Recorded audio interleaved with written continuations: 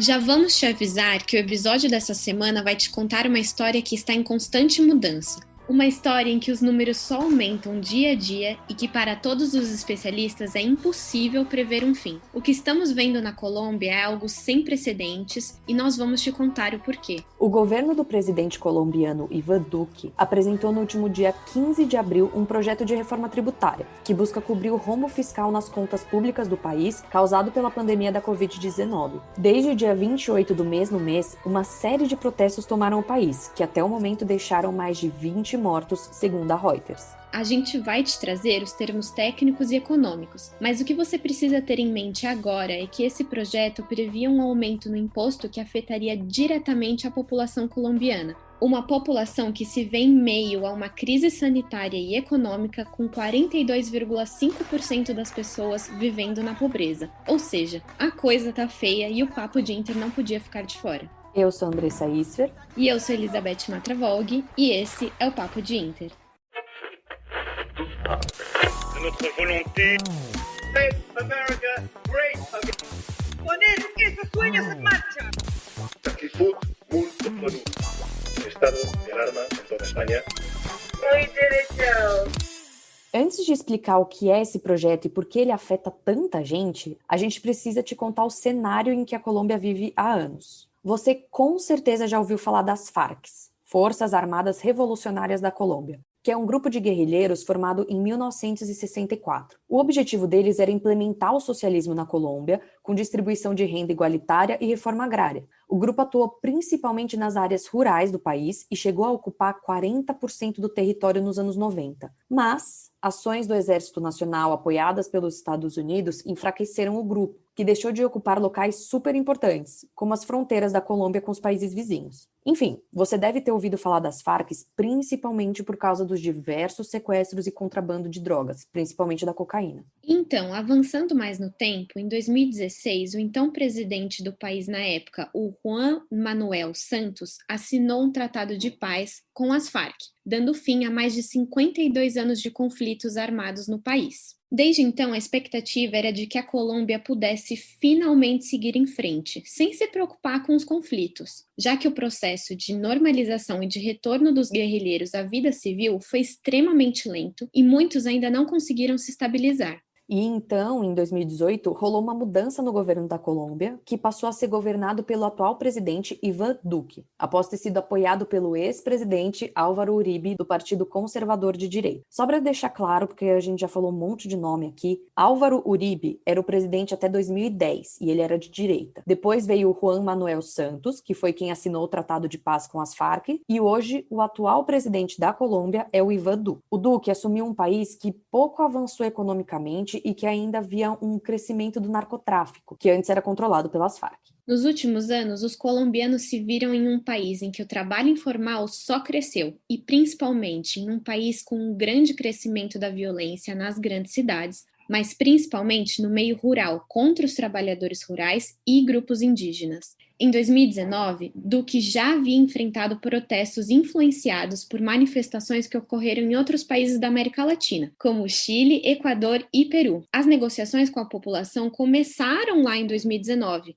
mas 2020 chegou e com ele veio a pandemia da Covid-19. Enfim, tudo paralisou. Mas o Duque, diferente de outros líderes de extrema-direita, não foi negacionista do vírus e entendeu o problema. Ele até chegou a ganhar um pouco mais de favoritismo da população pelo jeito que ele enfrentou a pandemia. Mas depois de um ano de isolamento social, crise econômica, um 2021 com baixos níveis de vacinação e altos índices de ocupação de leitos de hospitais, o Duque perdeu a popularidade tudo de novo. Enfim, o que você precisa ter em mente aqui é que o presidente colombiano é um líder extremamente impopular e essa reforma tributária apresentada no último mês foi a gota d'água para os colombianos.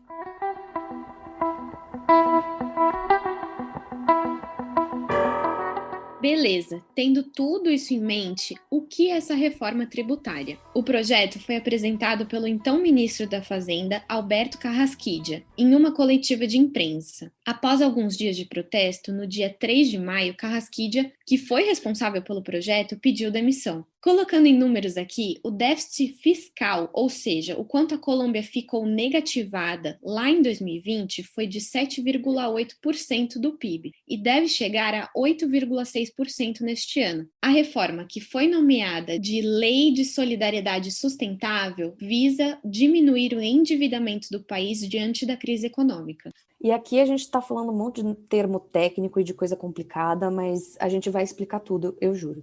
Enfim, esse texto estipulava um IVA, que é um imposto sobre consumo de 19%. Então, de uma forma mais simples, o IVA é um imposto para produtos básicos como açúcar, sal, chocolate e café. Ou seja, esses produtos que os colombianos e os brasileiros também consomem todos os dias. Além disso, a cesta de bens taxados passaria de 39% para 43% e também haveria um aumento no número de pessoas que deveriam pagar o imposto de renda. Com essa medida, todos os colombianos que possuem uma renda acima de 2,5 milhões de pesos, o que representa quase R$ 3.900, deveriam declarar o imposto de renda. Só mais um dado super importante. Por causa da pandemia, o governo colombiano gastou 5,7% de seu PIB em repasses diretos à população, além de ajudas sociais e empréstimos. Por isso, a dívida da Colômbia só aumentou. Colocando na prática, o governo precisa aumentar em 15 trilhões de pesos a arrecadação, o que seria 1,5% do seu PIB, para tentar equilibrar as dívidas públicas. O texto de Duque fala em uma arrecadação equivalente a 2% do PIB. Resumindo, 75% dessa reforma cai sobre os contribuintes e 25% sobre as empresas. E aí você pergunta, enfim, o governo ele precisava fazer essa reforma devido ao déficit fiscal, mas não teria outra opção ali, uma forma para não afetar diretamente os trabalhadores? Então, sim, teria. Segundo a análise do correspondente de Buenos Aires da Globo News, o Ariel Palacios, o governo poderia diminuir os gastos com a polícia e o exército, além de taxar mais os latifundiários. Mas o Duque resolveu ir por outro caminho, até porque a gente precisa lembrar que ele é de direita, e uma das bandeiras que ele levanta é a de defesa, da polícia e do exército.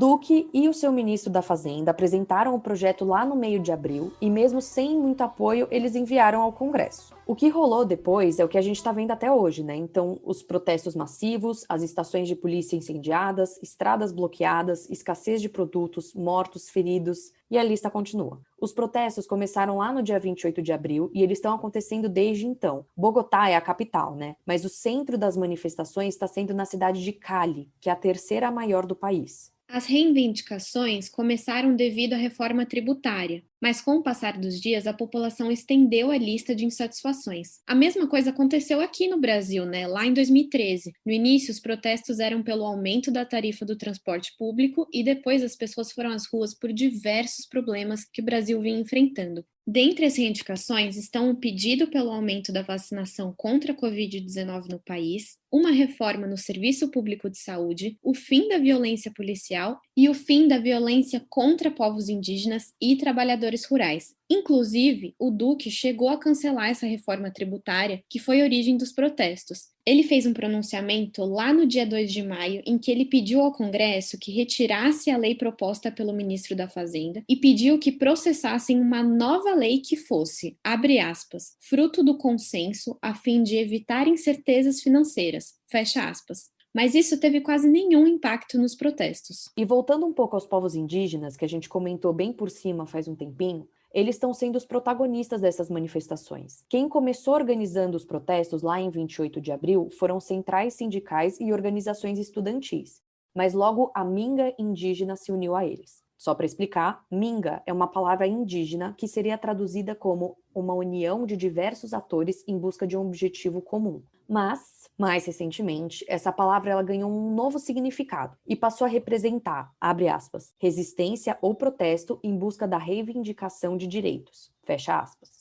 E então, os indígenas vêm sendo o foco desses protestos, A Polícia Metropolitana de Cali chegou a acusar esse grupo de pessoas de cometerem saques, vandalismo e até incitar o terrorismo. mas as autoridades indígenas negam. Mas o fato é que sim, a Minga, junto de outros manifestantes, estão tomando as ruas em Cali, fechando estradas e levantando barricadas, medidas que geram a preocupação de um possível desabastecimento a mais de 2 milhões de pessoas que vivem ali. E se você pesquisar no Google protestos, Colômbia ou Minga, você vai ver uma enxurrada de notícias em todas as línguas possíveis sobre os confrontos entre grupos armados e a Minga. A questão é, são confrontos bastante violentos, com uso de armas de fogo. Então sim, a situação tá bem feia por lá. E antes de falar do ápice desse final de semana, tem um outro grupo envolvido nos protestos que você precisa conhecer, os Homens de Branco. Esses são opositores aos protestos, que segundo a BBC, são grupos de moradores de diferentes bairros ali no sul de Cali, que visam proteger seus territórios. E para isso, aparecem com camisas brancas, suas caminhonetes e armas nos protestos. E foi esse grupo que protagonizou a grande confusão do final de semana dos dias 8 e 9 de maio, junto da Minga e da polícia local. Tanto os homens de branco quanto a polícia acusaram os indígenas de violência, enquanto os indígenas acusavam os homens de branco de atirar contra eles e a polícia de apoiar esses homens de branco. O ponto é que, segundo a Reuters, 9 membros do CRIC ficaram feridos por disparos de arma de fogo,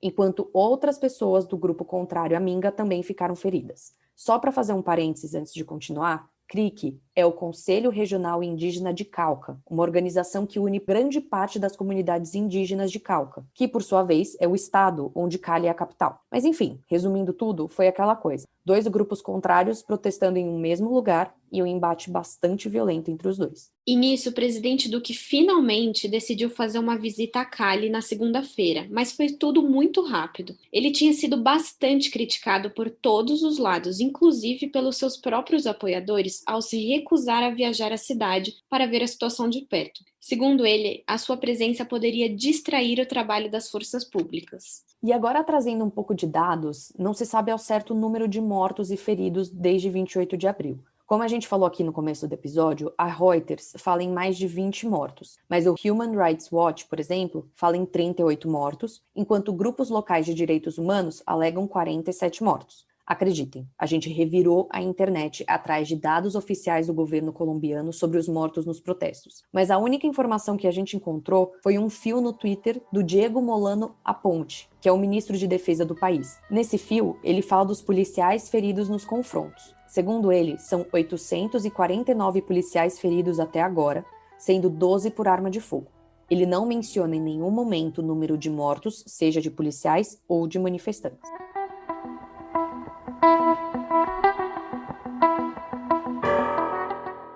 E aproveitando que no bloco anterior a gente falou do governo colombiano, aqui vamos falar do que vem sendo feito por Iván Duque até o momento e também medidas das prefeituras das principais cidades do país. Como dissemos no bloco anterior, o Duque fez uma viagem super rápida a Cali na segunda-feira, depois de ter dito que não iria viajar à cidade e ter sido massacrado por essa declaração. Lá, ele participou de uma reunião de segurança emergencial durante a madrugada e logo em seguida anunciou 4 coisas: o reforço de forças de segurança na região, a imposição de restrição de mobilidade terrestre em todo o estado, um diálogo permanente com os indígenas e a execução de programas sociais a favor da juventude em Cali. E ainda na segunda-feira, ele se reuniu pela primeira vez com o comitê de greve para tentar uma negociação. O governo alega ter feito o maior esforço possível para chegar em um consenso, enquanto os manifestantes alegam exatamente o contrário, dizendo que o governo de Duque não demonstrou empatia nenhuma com as causas levantadas e nem com as vítimas dos protestos. Resultado, o comitê convocou uma nova manifestação para quarta-feira, 12 de maio, o dia em que a gente está gravando esse episódio. E ainda em relação à política na Colômbia, tem outro ponto muito importante que não tem como deixar de fora desse episódio: a pandemia. Sim, outra vez a pandemia. Iván Duque chegou a se pronunciar e alertar a população sobre uma possível terceira onda que pode ser causada pela aglomeração nesses protestos. Segundo o site oficial da presidência do país, ele disse que o Instituto Nacional de Saúde colombiano chegou a detectar um aumento no número de casos e pediu para as pessoas evitarem aglomerações. Bogotá já está à beira de um colapso hospitalar, segundo a prefeita da cidade, a Cláudia Lopes. Segundo ela, 96% dos leitos de UTI da cidade já estão ocupados. Já Medellín, que é a segunda maior cidade do país, também está na mesma. A diferença é que faz semanas que os leitos da UTI da cidade estão lotados ou quase totalmente lotados. E agora, o secretário de saúde de Medellín alega estarem se preparando para um caos ainda maior. E por fim, Cali, que é a terceira maior cidade do país, também tem 95% dos leitos de UTI ocupados. Segundo a secretária de saúde da cidade, há uma grande preocupação com o aumento do número de casos por causa dessas ondas de protestos.